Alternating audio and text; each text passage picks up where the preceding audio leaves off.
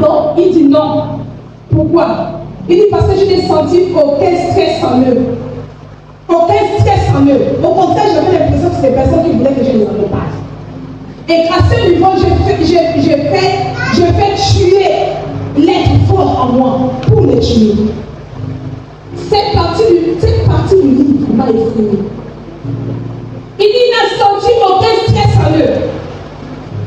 Au contraire, c'est les personnes qui voulaient partir et comme on dit des rendre service, ça fait que l'esprit qui est en lui, qui peut faire du bien, il avait tué cela pour tuer ces gens. Ça m'arrête à dire ici que si tu ne te lèves pas pour combattre sur ta vie, si tu ne te lèves pas pour dire ma destinée n'est pas celle-là, si tu ne te lèves pas pour dire que je refuse ce que j'ai vu, je sais que j'ai vu, si tu ne te lèves pas pour dire que je mérite le meilleur, si tu ne te lèves pas pour dire que je dois encore me faire former, si tu ne te lèves pas pour dire que je dois aller très loin, en fait, en toi, on ne trouve aucun stress, on ne trouve aucun moyen d'accompagnement. Tout ça, c'est quand tu as besoin, c'est quand tu trouves quelqu'un pour te tuer. On trouve quelqu'un pour te tuer. Puisqu'on trouve quelqu'un pour te tuer, parce qu'il n'y a aucun stress en eux. Et il les a accompagnés. Il les a bien accompagnés. Il dit, j'ai tué cet esprit en moi. Combien de personnes ont tué l'esprit en eux? Combien de personnes ont tué cet esprit qui peut t'amener dans les hauteurs? Combien de personnes ont tué cet esprit que Dieu peut laver, savonner, parfumer, mettre dans les grands magasins? Combien de personnes ont tué cet esprit? Tué à cause de quoi? Parce que les gens ne m'aiment pas. Tué à cause de quoi? Parce que les gens ne considèrent pas ce que je fais. J'ai l'impression qu'on m'exploite, qu'on m'utilise. Tué pourquoi? Parce qu'en fait, je suis devenu l'outil de la famille. Tué pourquoi? On a tué ça pour bien. Tu mérites plus que ça. Tu mérites plus que ça. Alléluia. Et pour aller avec ce deuxième exemple, ce sont des jeunes théologiens qui sont en faculté. Et on va leur donner des exercices. On va leur dire, allez étudier l'histoire du bon samaritain. L'histoire du bon samaritain, et ils étaient au nombre de 10. Donc 10 classes qui devaient aller dans les 10 classes pour aller enseigner sur l'histoire du bon samaritain, et chacun devait sortir soutenir par rapport à cela. Alors, pour aller là, ils vont, il y a des mendiants tout au long. Et chacun doit passer, en fait, doit passer par ce chemin. Il y a des mendiants qui passent là. Tous pourraient que le monde qui ne se sont pas rendus compte que l'histoire du bon samaritain était sur leur chemin. Quelqu'un me suit. Lève-moi ta main, lève-moi ta main. Dis, Saint-Esprit, aide-moi et parle-moi. Saint-Esprit, aide-moi et parle-moi. Saint-Esprit, aide-moi et parle-moi. Dis qu'il a soin ainsi, je l'impose dans ma vie. Ce que j'ai dit est très important. Lorsque tu as sommeil, il faut te lever. Les 10 groupes vont passer devant les mendiants. Ils vont aller soutenir. Ils vont parler du bon samaritain. Alors que les bons samaritains étaient là, ils ont préféré prêcher que de traiter. Ils ont préféré prêcher que de traiter. Ils ont préféré prêcher que de s'arrêter. Ils ont préféré prêcher que d'enseigner, que de s'occuper de ceux qui étaient déjà là. Et à la fin, il faut noter. On les a écoutés avec beaucoup d'attention. Et lorsqu'il fallait noter, ils ont tous eu zéro. Peut-être très bien soutenus, ils ont tous eu zéro. Pourquoi? Parce que c'est vrai qu'ils étaient de soutenir la thèse, mais en fait, l'histoire était sur leur chemin. Pour savoir qu'ils ont bien compris la leçon, il fallait qu'ils s'occupent d'abord des mendiants qui étaient sur leur chemin.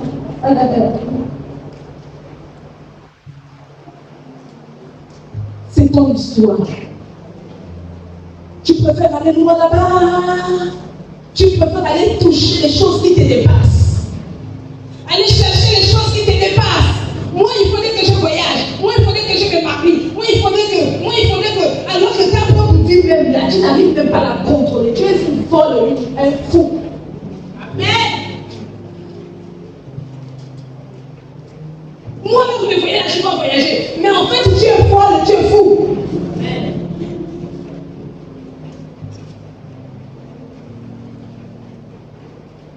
Comment veux-tu voyager sachant que la folie qui est en toi, tu ne l'as pas traitée? Dans le fond, le on va te dire, fais des détours, mais tout au Gabon. Parce que tu vas commencer à tout casser. Comment veux-tu voyager? Aller vivre à l'étranger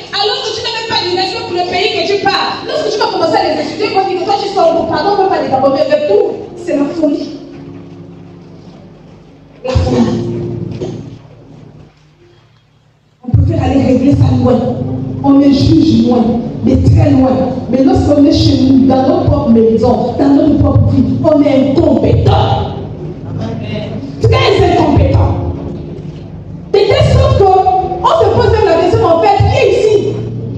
Qui est responsable à ce niveau? Qui est responsable des départements? Qui est responsable de la maison? Qui est responsable des enfants? Qui est responsable dans cette entreprise? Qui est responsable dans l'entreprise? Où tu as des petites responsabilités? Et ces petites responsabilités, tu ne fais passer maintenant pour un roi. Mais quand tu seras roi, tout le monde va démissionner. Amen.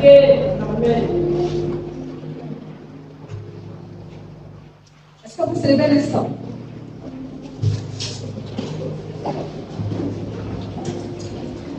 Et lève ta main. Et demande au Seigneur de te parler.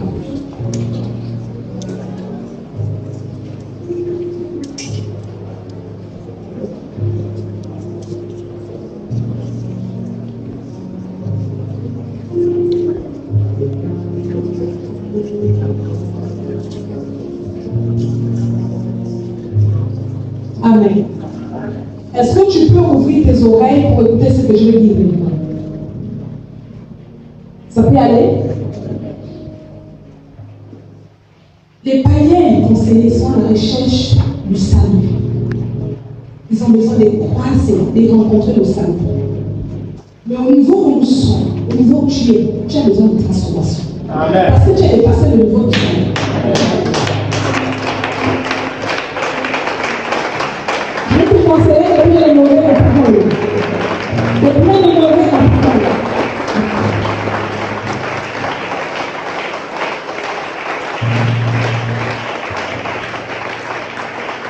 Je vais me répéter. Donc tu m'entends là-bas. Les païens ont besoin du salut. Mais toi, tu as besoin de la transformation, d'être Christ, l'expérience de Christ, la vie de Christ. Cette transformation, cette transfiguration doit être ton message de tous les jours. Tu n'as plus besoin du salut. Je vais choquer quelqu'un. Amen. Je vais choquer quelqu'un. Amen. Je vais vous choquer ce matin. Quelqu'un peut avoir le salut et ne pas être transformé. Amen. Amen. Quelqu'un a le salut, mais il n'est pas transformé. Il est au ciel, mais il ne connaît pas le processus de la transformation. À qui je parle ce matin? À qui je parle? À qui je parle ce matin? Ah, nous avons tous le salut ici ce matin. Mais la grande question, est-ce que nous avons la transformation? Est-ce que nous connaissons le chemin de la transformation? Le processus de la transformation. Voyez-vous ces jeunes théologiens qui savent étudier l'histoire du bon samaritain, connaissaient l'histoire, mais ils ne savaient pas ce qu'on appelle le processus de la transformation. Et tous ont eu zéro.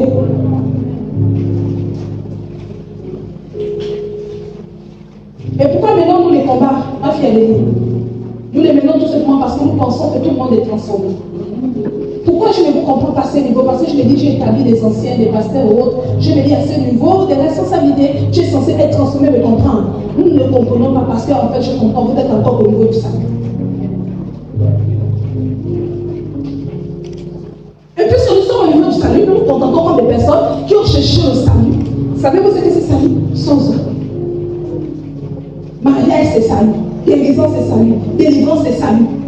Donc, quelqu'un peut venir à l'église en train de chercher ce qu'on appelle le mariage. On pose les mains, vous imposez les mains, la puissance de Dieu descend sur lui, il a son sozo du mariage. Mais après ça, est-ce qu'il est transformé? Non. Amen. C'est pourquoi dans vos départements, vous ne pouvez pas vous comprendre. Parce que je comprends aujourd'hui, je peux l'affirmer, vous pouvez l'assumer avec moi, que tout le monde au niveau des choses, tout le monde au niveau du salut. Et c'est pourquoi nous restons avec une église qui ne croit pas. Parce qu'à ce niveau, nous sommes tous au niveau du salut. Il n'y a pas de transformation. Il n'y a pas de différence entre ceux qui sont grands et ceux qui sont petits. Il n'y a pas de différence entre ceux qui sont en haut et ceux qui sont à même le sol. Personne ne peut élever l'autre. Personne ne peut comprendre. Même quand on te pousse à moi, on te pousse au niveau des pressions qui doivent faire sortir du sang. Mais toi, à ce niveau-là, tu sors que du lait. Parce que tu atteins le niveau de transformation.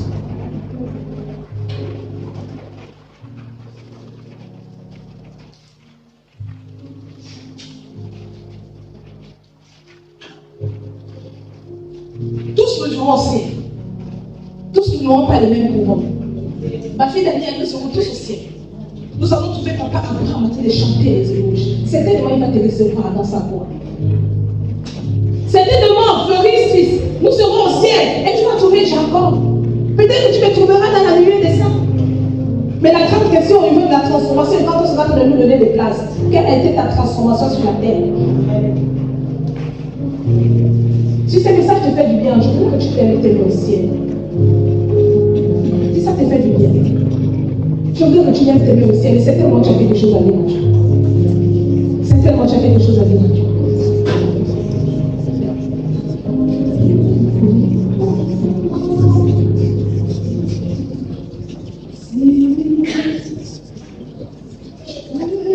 Totalement, je te utilise. Je me livre totalement, oh Seigneur. Je me livre totalement, tu peux utiliser. Je me livre totalement.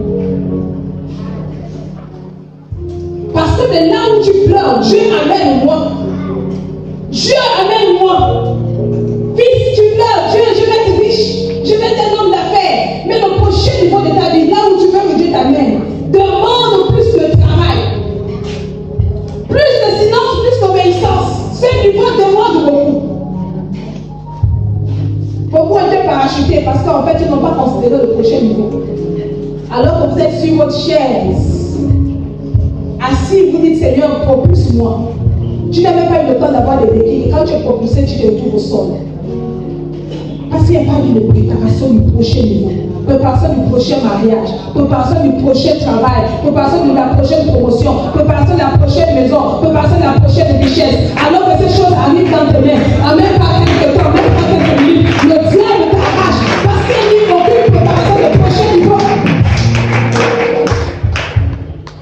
t'ai parlé. Je peux continuer. Si tu es venu passer le message, donne-moi la main. Je parlais de ton prochain niveau. Vous savez, le prochain niveau était piège. Puis le prochain niveau était un piège. Le prochain niveau d'élévation, ma fille, right? Je vais vous parler du prochain niveau. Ce prochain niveau fait en sorte qu'alors que Dieu te donne un travail que tu as pleuré, regardez-nous quand on a ce travail. Regardez nos chaussures, regardez nos ceintures, regardez le temps que nous donnons à Dieu quand nous venons à l'église. On n'a plus ce temps. Parce qu'on n'a pas été préparé au prochain niveau. Le travail nous prend du temps. La maison nous prend du temps. Le foyer nous prend du temps. Tout nous prend du temps. On n'a plus le temps. C'est maintenant. Pasteur, mais tu sais, on va faire ma conflit avec moi. Ce n'est pas de ta faute. C'est un manque de préparation au prochain niveau. Là, tu es d'accord, dis Amen. Le prochain niveau, ma fille Juliette, quand on atteint un niveau de responsabilité, quand on n'est pas préparé au prochain niveau, on devient fou. C'est là où j'entends quelqu'un vous dire que moi, en tant qu'évêque de mon état, si quelqu'un ne me respecte pas à ce niveau-là, prenez vos sacs et allez vous foutre le camp. Je ne vais pas m'envoyer les fidèles parce qu'on n'a pas été préparé au prochain niveau.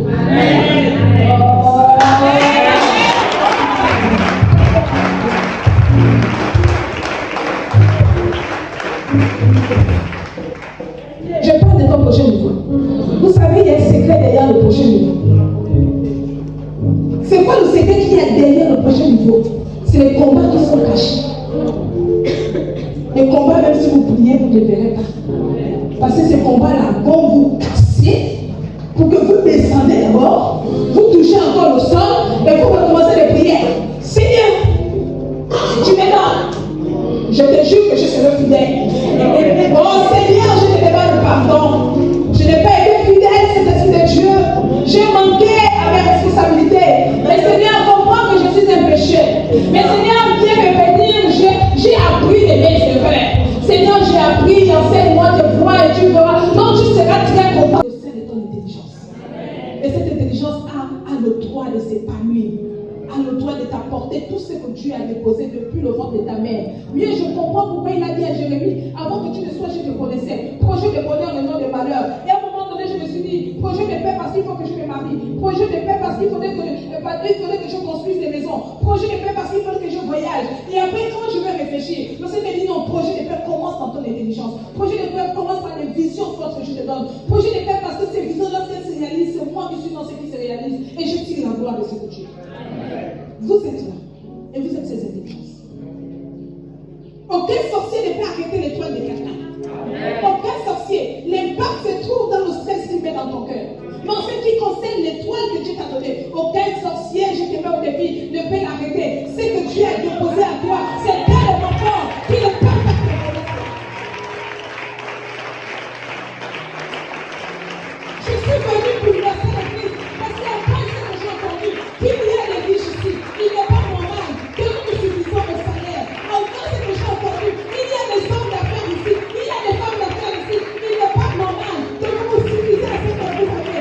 J'ai entendu des choses et je suis venu dire aux jeunes, même toi jeune, tout en étant à l'école, même toi jeune, tout en étant à la maison de ta mère. Oh, ta manière de faire, ta manière de réfléchir, ta manière de consommer. Non, je suis venu te dire, ton père n'a pas réfléchi, et toi, moi, c'est réfléchi. Et si ta réflexion est courte, je suis venu dire à l'église, le Saint-Esprit est l'élément catalyseur qui peut nous amener dans le cas de réflexion, de quelqu'un me dit Amen.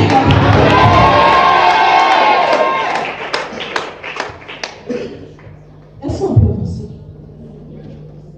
Est-ce qu'on peut avancer? Maintenant que tu as compris cela, est-ce que tu peux lever tes mains au ciel? Et à ce niveau, c'est là où je peux voir un homme s'allonger dans la présence de Dieu. À ce niveau, je peux voir une femme s'abandonner, s'allonger pour dire Seigneur, est-ce que ce message est vrai? Et s'il est vraiment vrai, je crois que je suis la première personne considérée. Et tel message, je refuse d'être dans les mouvements qui suivent la même personne. À ce niveau, je veux voir quelqu'un qui dit je m'abandonne.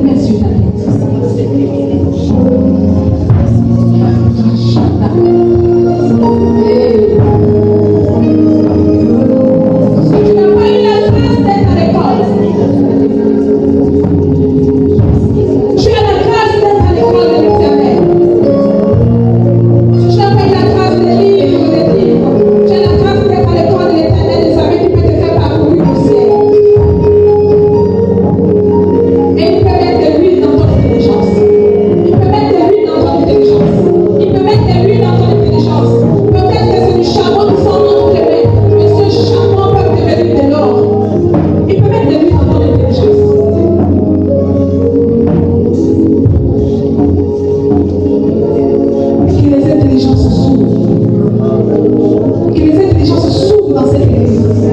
Que les intelligences s'ouvrent. Que le Saint-Esprit s'ouvre dans les intelligences. Et qu'à chacun qui soit donné une portion forte de réflexion. Une réflexion qui amène des grandes choses. Une réflexion qui fait enfanter des grandes choses. Que tu ne puisses pas réguler devant les obstacles, les difficultés que tu croises. Que cette réflexion soit plus grande que toi. Qu'elle t'assujettisse de telle sorte que tu enfantes des royaumes. Que cela te soit accordé ce matin. Est-ce qu'on peut acclamer le Seigneur?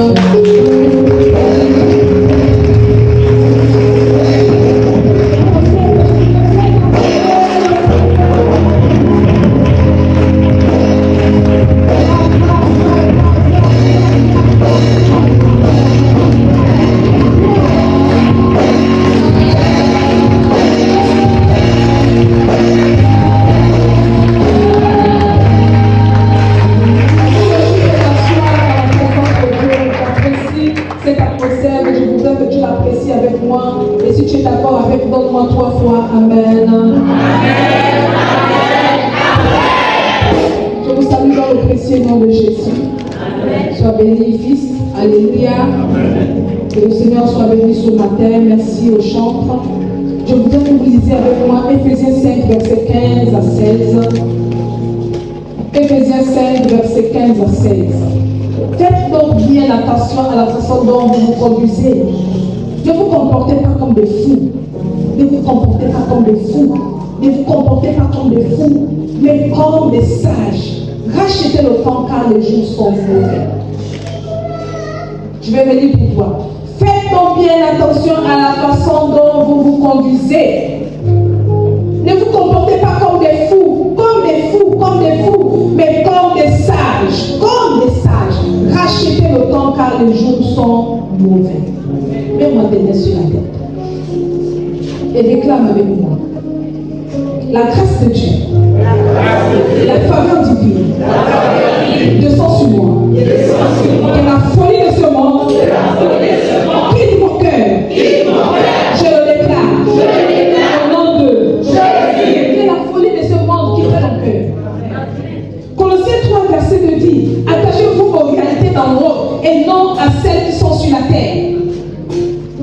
Colossiens 3:2. Attachez-vous aux réalités d'en haut et non à celles qui sont sur la terre. La terre nous montre autre chose, c'est ce que Dieu montre. La terre nous montre les difficultés que Dieu ne nous montre pas. La terre nous montre les complots que Dieu ne nous a jamais montrés. La terre nous montre les épreuves que Dieu ne nous a jamais montrées. Les réalités d'en haut sont vraies. Les réalités d'en haut sont réelles. Les réalités d'en haut, c'est ce qui t'appartiennent. Je proclame alors que tu as les mains sur la tête que les réalités d'en haut s'imposent à ta vie. Les réalités d'en haut s'imposent à ta vie. Les réalités d'en haut s'imposent à ton intelligence, s'imposent à tes connexions, s'imposent à ton sommeil, s'imposent à ta famille.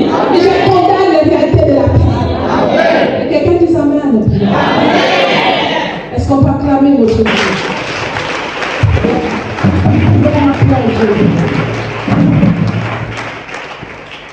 Marchez dans le bras de l'obéissance.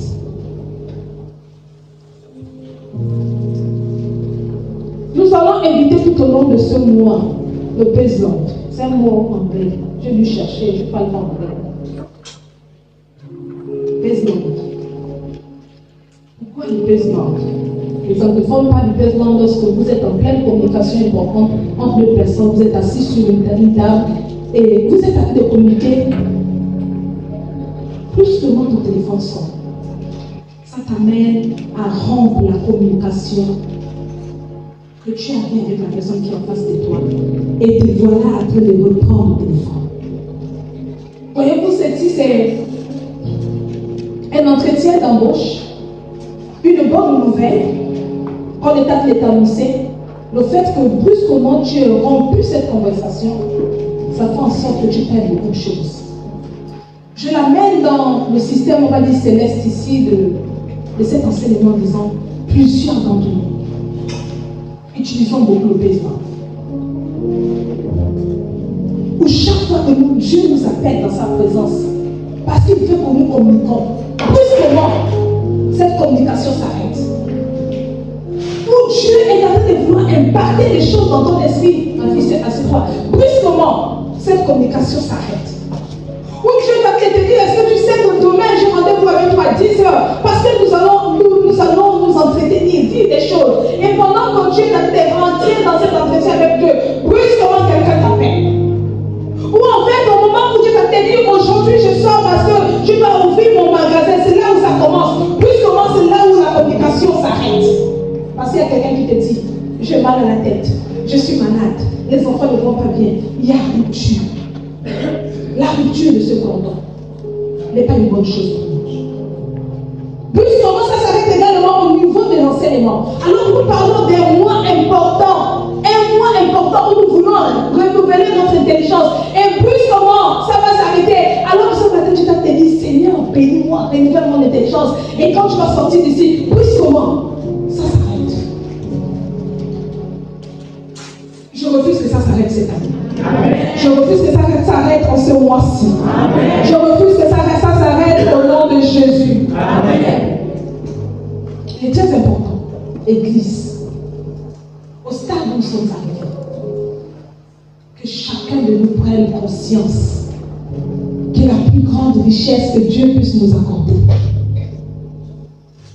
la plus grande richesse que Dieu puisse nous donner, c'est cette connexion intellectuelle qui est accordée grâce à son esprit. Grâce à son esprit.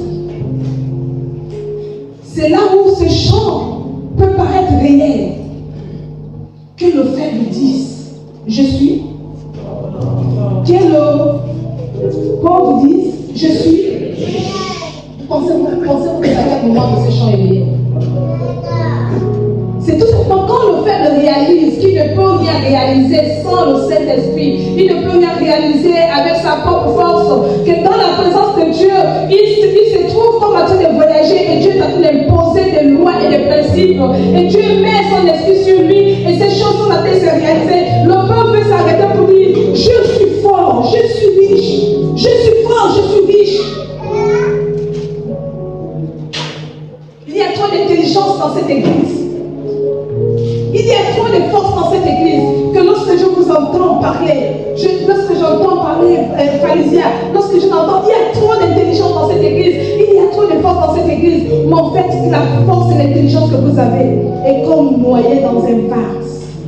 Noyée dans un vase. C'est noyé dans un vase. Et par la grâce de Dieu, nous allons nous battre pour que ces intelligences sortent des vases. Des personnes qui sont dans le contentement. Contentement du travail, du salaire. Je travaille parce que c'est ce qui me fait vivre moi et ma famille. Mais tu as plus que ça. Au sein de ton intelligence. Et cette intelligence a le droit de s'épanouir. A le droit de t'apporter tout ce que Dieu a déposé depuis le ventre de ta mère. Mieux, je comprends pourquoi il a dit à Jérémie, avant que tu ne sois, je te connaissais. Projet de bonheur et non de malheur. Et à un moment donné, je me suis dit, projet de paix parce qu'il faut que je me marie. Projet de paix parce qu'il faudrait que je construise des maisons. Projet de paix parce qu'il faut que je voyage. Et après, quand je vais réfléchir, le Seigneur me dit non, projet de paix commence dans ton intelligence. Projet de paix commence par les visions fortes que je te donne. Projet de paix parce que ces visions, lorsqu'elles se réalisent, c'est moi qui suis dans ce qui se réalise. Et je tire la gloire de ce que Dieu. Vous êtes là. Et vous êtes ces intelligences. Aucun sorcier ne peut arrêter l'étoile de quelqu'un. Aucun sorcier. L'impact se trouve dans le stress qu'il met dans ton cœur. Mais en ce qui concerne l'étoile que Dieu t'a donnée, aucun sorcier, je te mets au défi, ne peut l'arrêter. Ce que Dieu a déposé à toi, c'est tellement fort qu'il ne peut pas te donner. Je suis venu pour lancer l'église parce qu'après ce que j'ai entendu, qu'il y a des riches ici, il n'est pas normal que nous nous suffisons au salaire. Encore ce que j'ai entendu, il y a des hommes d'affaires ici, il y a des femmes d'affaires ici, il n'est pas normal que vous vous suffisez à ce que vous avez. J'ai entendu des choses et je suis venu dire aux jeunes, même toi jeune, tout en étant à l'école,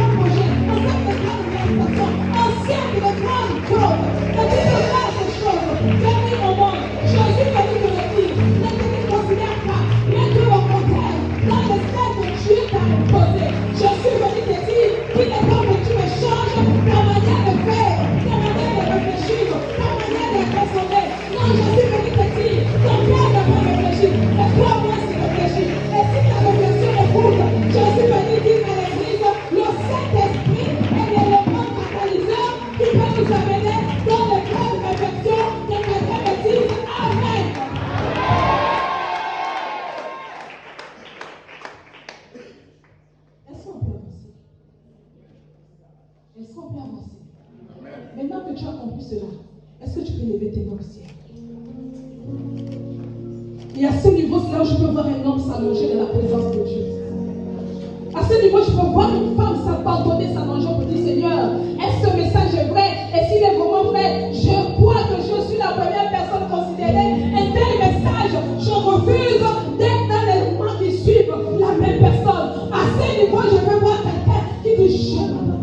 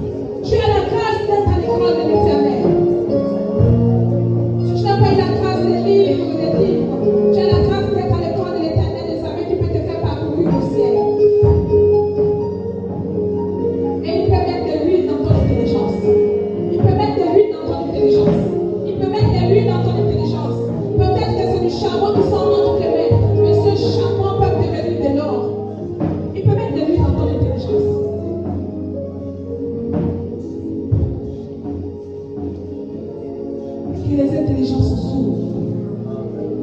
Que les intelligences s'ouvrent dans cette église. Que les intelligences s'ouvrent. Que le Saint-Esprit s'ouvre. S'ouvre dans les intelligences. Et qu'à chacun qu'il soit donné une portion forte de réflexion.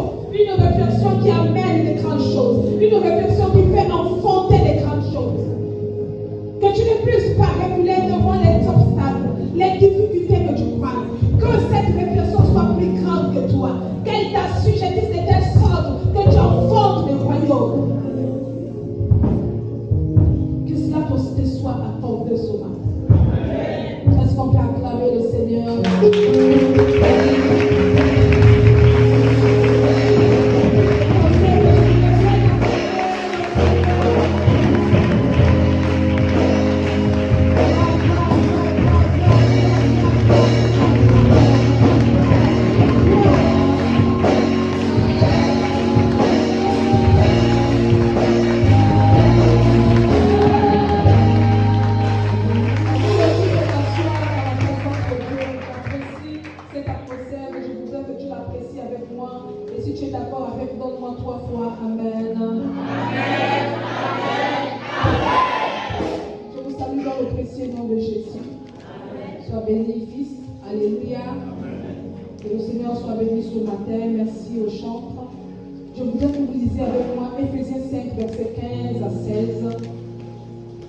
Éphésiens 5, verset 15 à 16.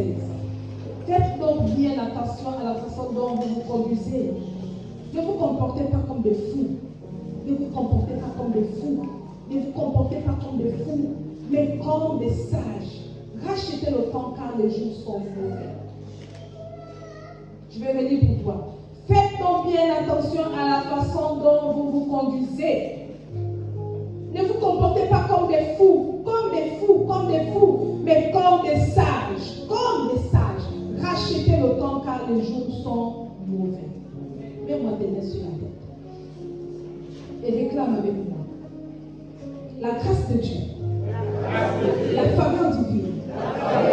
Descend sur moi. Que la folie de ce monde quitte mon cœur. Je le déclare. Au nom de que la folie de ce monde quitte mon cœur. Colossiens 3, verset 2 dit, attachez-vous aux réalités d'en haut et non à celles qui sont sur la terre. Colossiens 3, 2. Attachez-vous aux réalités d'en haut et non à celles qui sont sur la terre. La terre nous montre autre chose que ce que Dieu montre. La terre nous montre les difficultés que Dieu ne nous montre pas. La terre nous montre les complots que Dieu ne nous a jamais montrés. La terre nous montre les épreuves que Dieu ne nous a jamais montrées. Les réalités d'en haut sont vraies. Les réalités d'en haut sont réelles. Les réalités d'en haut, c'est ce qui t'appartiennent. Je proclame alors que tu as les mains sur la tête que les réalités d'en haut s'imposent à ta vie. Les réalités d'en haut s'imposent à ta vie. Les réalités d'en haut s'imposent à ton intelligence, s'imposent à tes connexions, s'imposent à ton sommeil, s'imposent à ton sommeil, s'imposent à ta famille. Et je condamne les réalités de la terre. Et quelqu'un dit amen. Est-ce qu'on peut acclamer notre Dieu?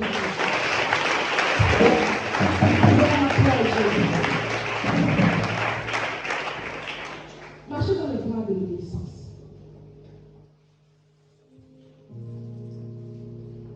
Nous allons inviter tout au long de ce mois le Pézeland. C'est un mot anglais. Je vais lui chercher, je parle pas anglais. Pézeland. Pourquoi le Pézeland? Les anglophones parlent du Pézeland lorsque vous êtes en pleine communication importante entre deux personnes, vous êtes assis sur une table et vous êtes en train de communiquer. Plus que votre téléphone sonne, ça t'amène à rompre la communication que tu avais avec la personne qui est en face de toi. Et te voilà en train de reprendre le téléphone. Voyez-vous, ceci, c'est un entretien d'embauche, une bonne nouvelle qu'on est en train de t'annoncer. Le fait que brusquement tu aies rompu cette conversation, ça fait en sorte que tu perds beaucoup de choses. Je l'amène dans le système, on va dire, céleste ici de cet enseignement en disant plusieurs d'entre nous utilisons beaucoup le Pézeland. Où chaque fois que Dieu nous appelle dans sa présence, parce qu'il veut que nous communiquons, brusquement, cette communication s'arrête. Où Dieu est dans impacter des choses dans ton esprit, ma fille, c'est assez droit. Brusquement, cette communication s'arrête. Ou Dieu va te dire, est-ce que tu sais que demain, j'ai rendez-vous avec toi à 10 heures, parce que nous allons nous entretenir, dire des choses. Et pendant que Dieu t'es rentré dans cet entretien avec Dieu, brusquement, quelqu'un t'appelle.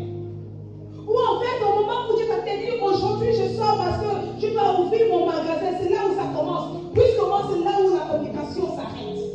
Parce qu'il y a quelqu'un qui te dit, j'ai mal à la tête, je suis malade, les enfants ne vont pas bien, il y a rupture. La rupture de ce cordon n'est pas une bonne chose pour nous. Brusquement, ça s'arrête également au niveau de l'enseignement. Alors nous parlons d'un mois important. Un mois important où nous voulons renouveler notre intelligence. Et brusquement, ça va s'arrêter. Alors ce matin, tu t'as dit, Seigneur, bénis-moi, renouvelle mon intelligence. Et quand tu vas sortir d'ici, brusquement, ça s'arrête. Je refuse que ça s'arrête cette année. Amen. Je refuse que ça s'arrête en ce mois-ci. Amen. Je refuse que ça s'arrête au nom de Jésus. Amen. Il est très important, Église, au stade où nous sommes arrivés, que chacun de nous prenne conscience que la plus grande richesse que Dieu puisse nous accorder, la plus grande richesse que Dieu puisse nous donner, c'est cette connexion intellectuelle qui est accordée grâce à son esprit. Grâce à son esprit. C'est là où ce chant peut paraître réel. Que le faible dise, je suis. Que le pauvre dise, je suis. Pensez-vous à quel moment de ce chant est réel. C'est tout simplement quand le faible réalise qu'il ne peut rien réaliser sans le Saint-Esprit, il ne peut rien réaliser avec sa propre force, que dans la présence de Dieu, il se trouve comme en train de voyager et Dieu est en train d'imposer des lois et des principes. Et Dieu met son esprit sur lui et ces choses sont en train de se réaliser. Le peuple peut s'arrêter pour dire, je suis fort, je suis riche, je suis fort, je suis riche. Il y a trop d'intelligence dans cette église. Il y a trop de force dans cette église que lorsque je vous entends parler, lorsque j'entends parler pharisiens, lorsque je l'entends, il y a trop d'intelligence dans cette église, il y a trop de force dans cette église. Mais en fait, la force et l'intelligence que vous avez est comme noyée dans un vase. Noyée dans un vase. C'est noyé dans un vase.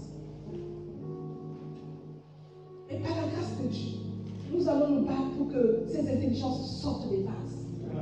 Des personnes qui sont dans le contentement du travail, du salaire. Je travaille parce que c'est ce qui me fait vivre moi et ma famille. Mais Dieu a plus que ça.